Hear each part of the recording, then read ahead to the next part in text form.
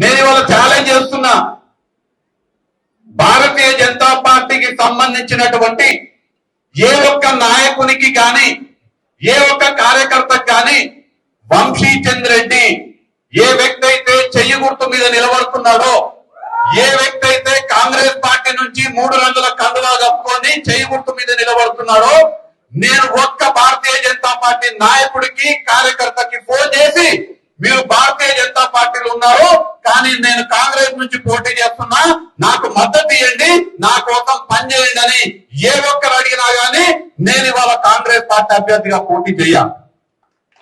చాలా బాధ్యతగా చెప్తున్నా ఈ విషయాన్ని.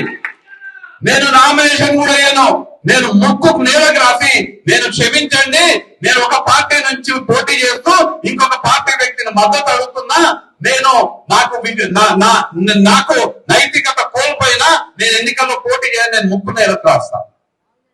నేను ఎంతమంది బీజేపీ నాయకులు చెప్తున్నా, అరుణమ్మ చెప్తున్నా, నేను ఎంతమంది కాంగ్రెస్ నాయకులు కార్యకర్తలకు మీరు ఫోన్ చేసి మీరు ఒక పార్టీలో ఉండి ఇంకొక పార్టీకి సంబంధించినటువంటి నాయకులు కార్యకర్తల మద్దతు అడుగుతున్నారని ఎంతమందిని తీసుకొచ్చి చెప్పానో చెప్పమంది నేను ఇవాళ అడుగుతున్నా.